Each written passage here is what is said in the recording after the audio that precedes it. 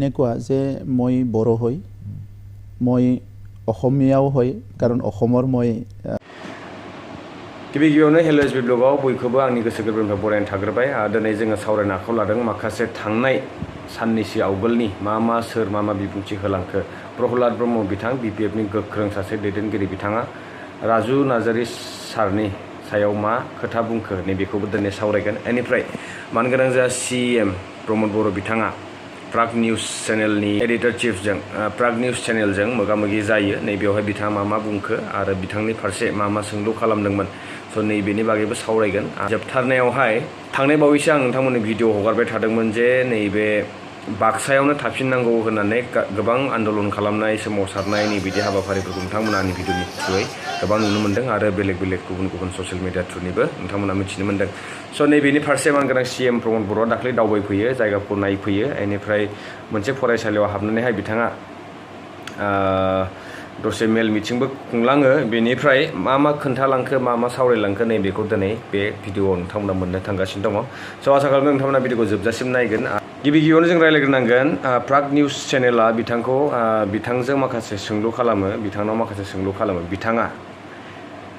बिथाङा मा बुंदों बिथाङा बुंदों जे मय बर' हय आरो लोगोसेनो अखमियाव हय होनना बुंदों मानो होनना बुङोब्ला बिथाङा बुंदों आं जिहेतु आसामाव थायो स' थिग बेनि थाखायनो आङो बर' आरो फारसेथिं आसामाव थानायलाय बिथाङा असमियाबो होननानै बुंना लादों स' नैबेनि फारसे नोंथांमोना मा राय कमेन्ट्स हरनो गोसो कमेन्ट बक्सआवहाय हरनो हागोन आंनि फारसे आंहा एखौ बुंनो गोनां गैया आं फंसेल' खोथा बुंनो होननानै सानदों जाय मोनसे समावहाय हारिनि एथ' सेन्टिमेन्ट लानानै खोथा बाथ्रा बुङोमोन बिथाङानो बुंदोंमोन मोनसे समाव जे सोरबा बर'आ माबा मोनसे दाय मावोब्ला बिथांमोनखौ बर' उग्रपन्थी होननानै बुङो जाहैदों आरो जेब्ला सोरबा आसामिस बिदि उग्र संगठनफोरा माबा मोनसे उग्र मावो अब्ला बिथांमोनखौहाय आसामिस उग्रपन्थी बा अखमिया उग्रपन्थी होननानै मानो बुङा बर'खौल' मानो बुङो होननानै नैबेबायदि गोख्रों बिबुंथि लाबोग्रा सासे सुबुङा दिनैनि समावहाय आं बर'बो फारसेथिं आं अखमियाबो होननानै एथ' गोरलैयै बुंदों बेनि फारसे नोंथांमोननि मा राय नैखौ कमेन्ट्स खालामनानै फोरमायहरदो दानिया नैबे जोंहा प्रहलाद ब्रह्म बिथाङा जोङो खुनु जोंनि थाखानाय दोलोखौ मानसिफोरखौ जयनिं खालामाखै सोरबाया थाखानाय मानसिफोर जयेन जादों ओरैबादि जादों थारमाने बिसोरो थांनाय बारनि एमएलए इलेक्सनाव बिजेपि दोलोआव थांदोंमोन इउपिपि दोलोआव थांदोंमोन बे मानसिफ्रासो जोंनाव फैफिनदों दा बिथांमोना बेबादि बाइट होफेरा बेबादि माबायाव मिडियायाव बाइट होफेरा ओंखायनो बुंनायाव गोनो गोथो जादों ओंखायनो बुंदों बिथांमोना मै आगते बिपिअ आसिलु बिपिअ आइसु होननाय खारना बे माने बिसोरो बै माबा इलेक्सनाव एमएलए इलेक्सनाव बा बिटिसि इलेक्सनाव बिसोरो इउपिपिएलजों थांदों सोरबा बिजेपिजों थांदों दा बिथांमोननि खामानि मावनायखौ मोजां मोनैनि बिथांमोना बिपिएफ दोलोआव फैफिनदों बे बाथ्राखौ बिथांमोना बुंनो नागिरदोंमोन बे गामिनि माखासे रायजो राजाफ्रा साधारन मानसिफ्रा बे मिडियायाव खोथा बुंफेरिफ्रा बिदि जायो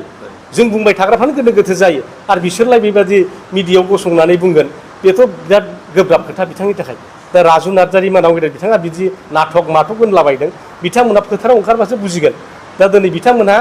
बे गावसिनि पार्टिया डेमेज जालांगासिनो दङ बेखौ कन्ट्रल खालामनो डेमेज कन्ट्रल खालामनो दा बिथांमोना नाटक खालामफिनदों गावसिनि मानसिखौ गावसोरनो दा पार्टियाव जयेन खालामफिनगासिनो दं राजु नार्जारिनि फारसे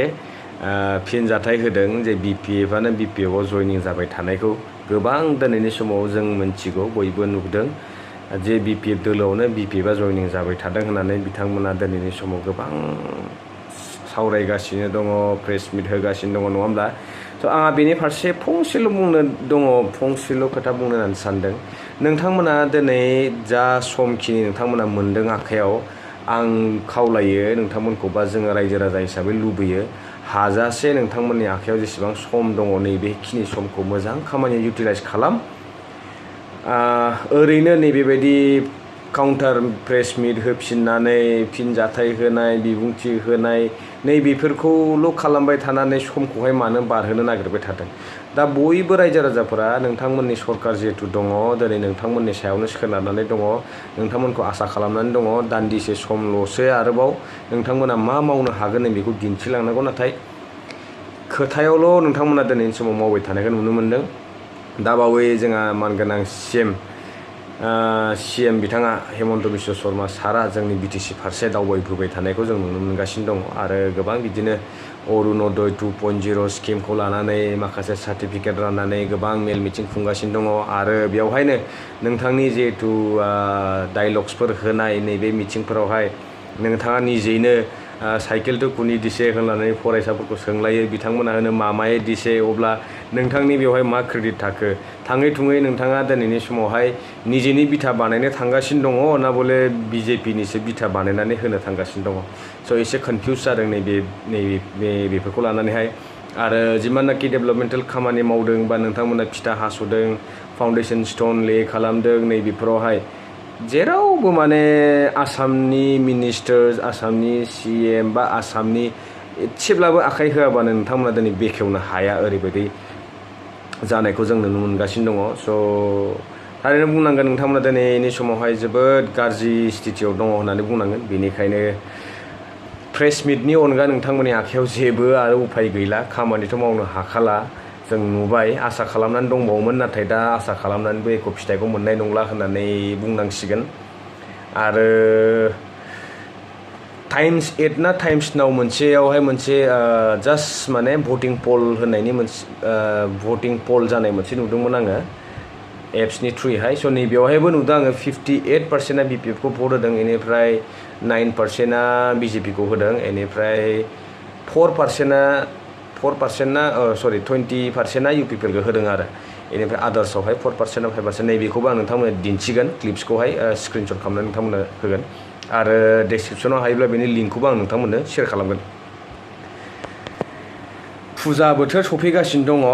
आरो नैबेनि फारसे आंहा लाइमोनफोरखौ मोनसे आंनि फारसे बिदा हिसाबै खावलायनाय आरो गार्जेनफोरखौ आंगो बर' फिसा होननानै जोंनि बर' बिनानावफोरखौहाय बिमा बिफा गार्जेनफोरखौ आं खावलायो जाहाथे आं थांनाय भिडिअसफोरावबो होखादोंमोन नोंथांमोना एसे खबर खौरां लानांगौ निजिनि फिसाफोरनि फारसे फुजा बोथोराव जाहाथे बिथांमोना जानला मेनला गाज्रि आखल आखुफोराव मुखुब थाया आरो माखासे जाब्रबथायनिफ्राय जानगाराव थायो आरो आवेर जानानै थायो नैबेखिनिखौ आङो फुजानि सिगां बयखौबो गोसो गोरबोनिफ्राय फुजानि हामलायनायखौ बावहरबाय आरो लोगोसेनो एसे आवेर जानानै था गावनि फारसेबो सिन्था खालाम न'खरनि फारसेबो सिन्था खालाम आरो समाजनि फारसेबो एसे नोजोर होनानै फुजाफोरावहाय फैयो जाहाथे जेबो उसुबिदा जाया बा गावनि फारसेबो खहा जाया बा गुबुननि फारसेबो खहा जायो नैबेबायदि सानलायनानै नोंथांमोना फुजाफोराव दावबायबोयो ओमफ्राय जोबथारनायाव नैबे थांनाय बावैसो समफोराव नोंथांमोनानि भिडिअ'नो नुनो मोन्दोंमोन जे डिस्ट्रिक्ट सोखावनायखौहाय लानानै गोबां सोमावसारनायखौ नुनो मोन्दोंमोन सुबुनखाथा ओनसोल आरो जफादं ओनसोलनि रायजो राजा बिथांमोना जिहेतु बाक्सा जिल्लायावनो गोलैयो बिथांमोना बाक्सा जिल्लायावनो थाफिननांगौ होननानै गोबां सोमावसारदोंमोन आरो मेम'रेन्डामबो गोबां साबमिट खालामबाय आरो थिग बेबायदिनो जेब्लासिमहालागै सरकारा सावराया अब्लासिम बिथांमोना नैबे आन्दलन बा नैबे जांख्रिथायखौ लांबाय थागोन होननानै बुंदोंमोन स' थिग बिदिनो खावलायनायलाय दिनै थांनाय साननैसो सिगां मानगोनां CM प्रमद बर' बिथाङा सुबुनखाथा ओनसोलनि हाइ स्कुलसिम नुजाफैयो आरो मा खोथा बुंलांखो नैबे क्लिप्सखौ नोंथांमोना ससे नायना लानो हागोन এই অঞ্চলৰ ৰাইজে বহুত দিনৰ পৰা আন্দোলন কৰিছে আবেদন তেখেতসকলে দি আছিলে ইয়াৰ লগত মই আলোচনাও কৰিছিলোঁ তো এই কথাটো লৈ পেলাই আমি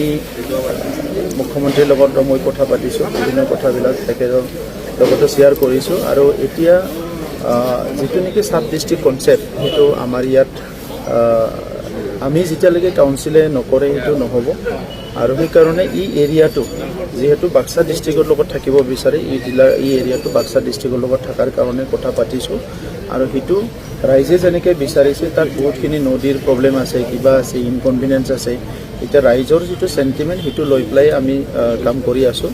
আৰু আমি বিচাৰিছোঁ যে এইটো বাক্সা ডিষ্ট্ৰিক্টৰ লগতে থাকিব লাগে আৰু কাম কাজবিলাক তেনেকুৱা তেখেতসকলে কৰি থাকিব